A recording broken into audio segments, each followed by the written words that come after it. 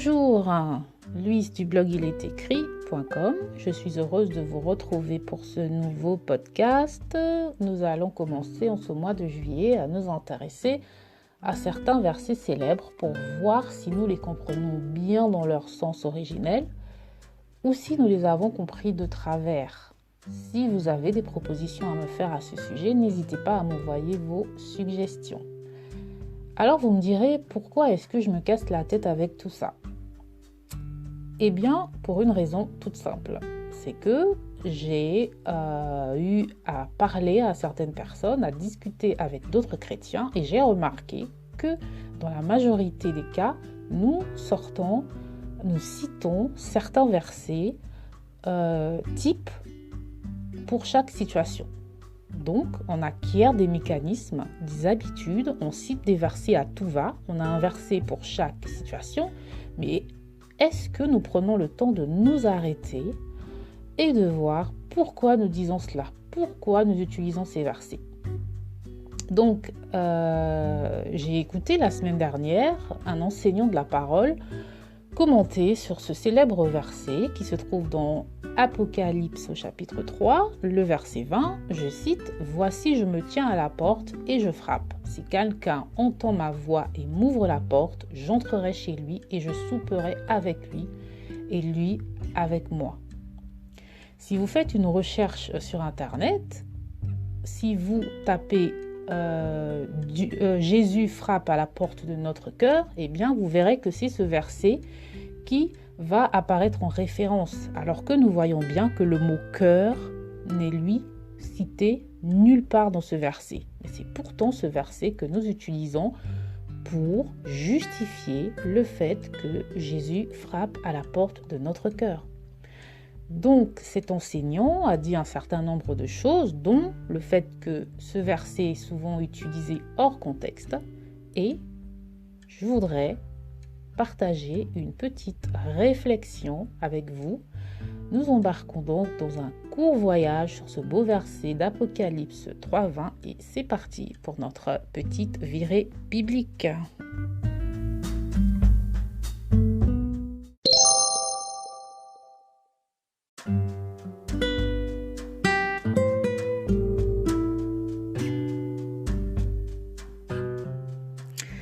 Alors, comme je l'ai dit, nous allons réfléchir ensemble sur ce verset d'Apocalypse 3.20. Alors, que disait cet enseignant de la parole que j'ai entendu la semaine dernière ? Eh bien, il disait que ce verset était souvent cité dans le cadre de l'évangélisation et qu'il était pourtant cité hors contexte. En effet, il est souvent interprété comme disant que Jésus frappe à la porte de notre cœur et n'attend qu'à y être invité. Pourtant, comme je l'ai dit en introduction, il n'y a aucune mention du mot « cœur » dans ce verset.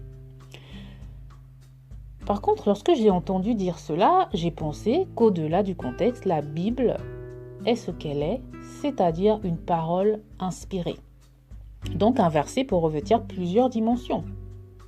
Combien de fois Dieu nous a-t-il parlé au travers de versets dont le contexte biblique n'était pourtant pas le nôtre, mais dont les mots semblaient pourtant faire écho à nos cœurs ou à nos situations de vie réelles. Aussi, la Bible nous montre bien que Dieu s'adresse à nos cœurs, car c'est dans notre cœur qu'il veut trouver sa place. Donc, dire que Jésus frappe à la porte de notre cœur ne me semble pas farfelu. Ensuite, j'ai pensé autre chose. J'ai pensé qu'il est vrai que si je connais le contexte dans lequel un verset est cité, je ne le choisirais peut-être pas pour l'utiliser dans un sens qui n'est pas son sens premier. Mais encore, je me suis demandé, qui donc a été le premier chrétien qui a reçu cette interprétation de ce verset d'Apocalypse 3.20 ? Qui donc a dit pour la première fois que ce verset pouvait être interprété par Jésus qui frappe à la porte de notre cœur. Cette personne a peut-être reçu une révélation divine, cela nous ne le savons pas. Et cet enseignant a parlé d'un autre fait intéressant, il a parlé d'un artiste anglais du nom de Holman Hunt qui a peint un tableau célèbre qui représentait Jésus frappant à une porte. Et il disait donc que la porte représentait le cœur de l'homme. Et d'ailleurs, dans son tableau, la porte n'a pas de poignée, signifiant que Jésus ne peut entrer que si on lui ouvre de l'intérieur.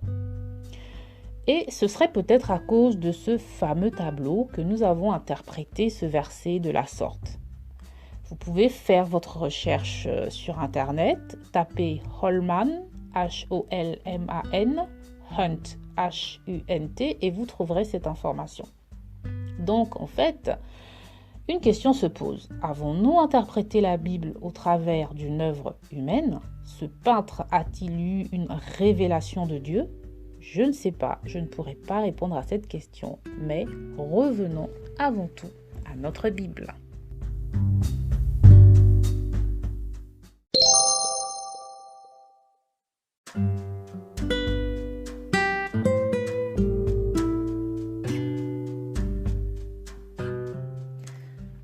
Alors, pour commencer, il nous faut relire le chapitre 3 d'Apocalypse et peut-être même les chapitres d'avant pour nous remettre dans le contexte.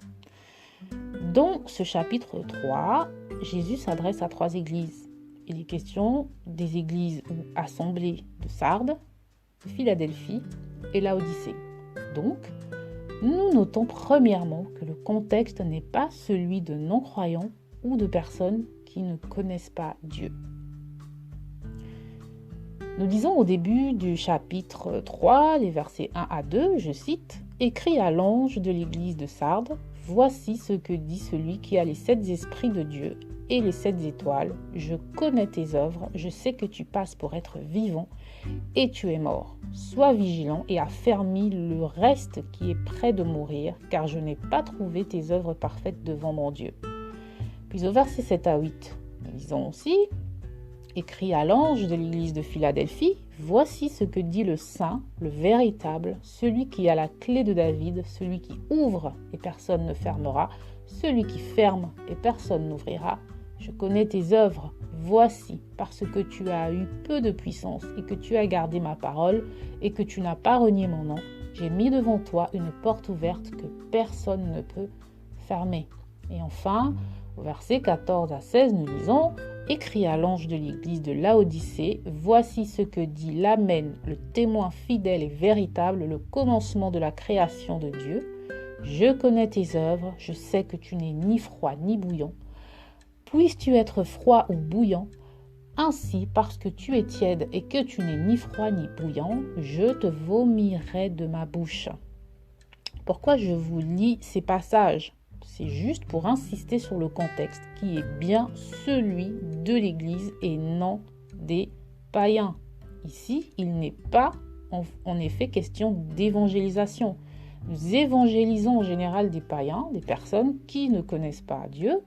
Et lorsque nous parlons à des croyants, donc à des personnes qui ont eu ou qui ont une relation avec Dieu, en général, le but c'est de les recadrer ou de les affermir, comme Jésus le fait ici pour ces églises.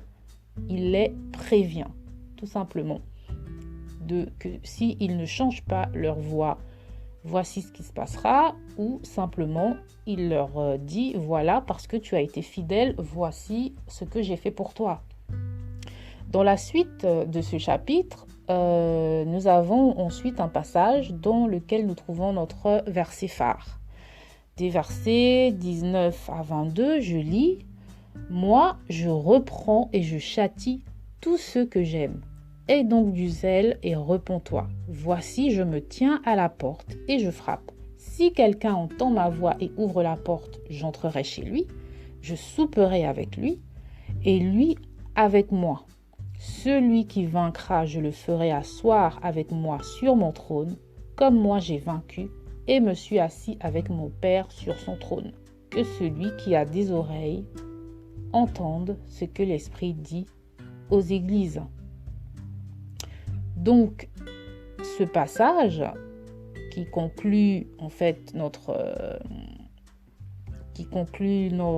en quelque sorte notre chapitre, s'adresse bien à des églises. Jésus dit qu'il frappe à la porte et que si une personne lui ouvre, il soupera avec cette personne.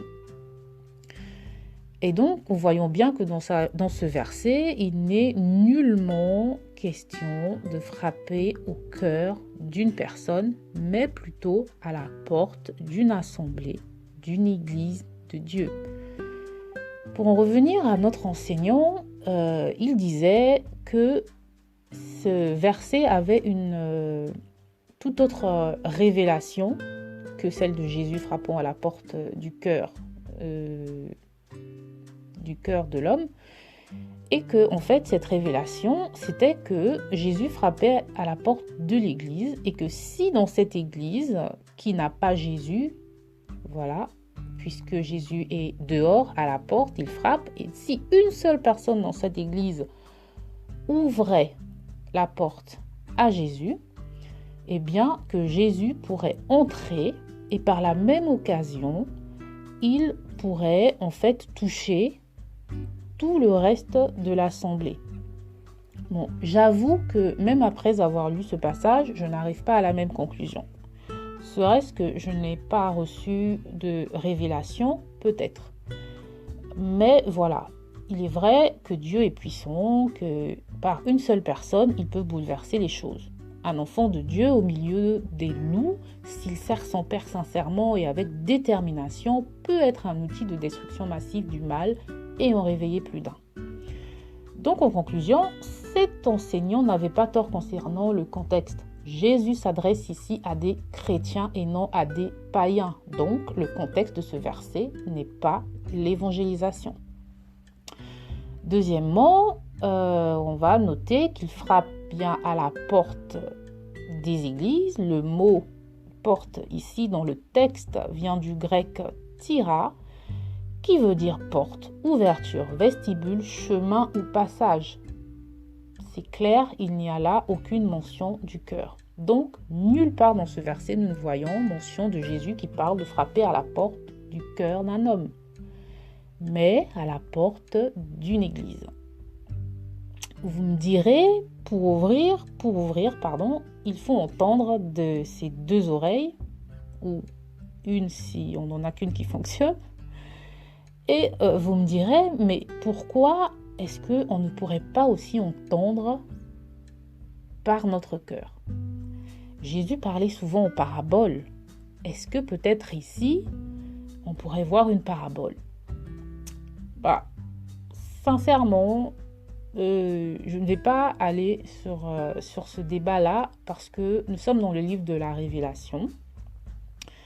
Et voilà, donc soit la parole nous est révélée, soit nous essayons juste de comprendre ce qui est écrit mot pour mot. Donc, pour conclure, je dirais qu'il est certain que dans le contexte, Jésus parle à des croyants. Nous n'avons pas cependant le monopole de la parole, puisque Jésus nous amène à partager la bonne nouvelle. Je pense que nous pouvons également utiliser ce verset dans le but d'évangéliser, pour dire au monde que Jésus est là, qu'il frappe à la porte et que quiconque l'entendra et lui ouvrira pourra souper avec lui. Il est certain que sortir un verset de son contexte peut être dangereux, car on peut perdre son sens profond et on peut créer des doctrines qui ne sont pas de Dieu. Mais dans ce cas précis, je pense que l'idée de Dieu qui frappe au cœur d'un païen, ce n'est pas une idée qui pourrait égarer. Cela ne me semble pas être une idée dangereuse. Au contraire, cette idée montre plutôt que Jésus ne s'impose pas à nous. Il frappe, il attend qu'on l'invite, il est douceur, il est non-violence. Ce n'est pas un dictateur, il ne s'impose pas à nous, c'est nous qui choisissons de lui ouvrir ou de l'accueillir volontairement. Donc, pensez-vous encore utiliser l'image de Jésus qui frappe à la porte de notre cœur en citant ce verset 20 d'Apocalypse 3, ou préférez-vous vous en tenir à son contexte et ne plus évangéliser avec ce verset? Je vous laisse y réfléchir. Et je vous quitte avec ce passage à méditer de Romains au chapitre 10, des versets 13 à 15, un très beau passage sur lequel j'espère revenir. Je cite: « Car quiconque invoquera le nom du Seigneur sera sauvé. Comment donc invoqueront-ils celui auquel ils n'ont point cru? Et comment croiront-ils en celui dont ils n'ont pas entendu parler? Et comment en entendront-ils parler s'il n'y a pas quelqu'un qui prêche? Et comment prêchera-t-on s'il n'en est pas envoyé? Selon ce qui est écrit, qu'ils sont beaux les pieds de ceux qui annoncent la paix, de ceux qui annoncent de bonnes choses. » Merci de m'avoir écouté et à bientôt, j'espère, pour de nouvelles aventures bibliques. Ciao!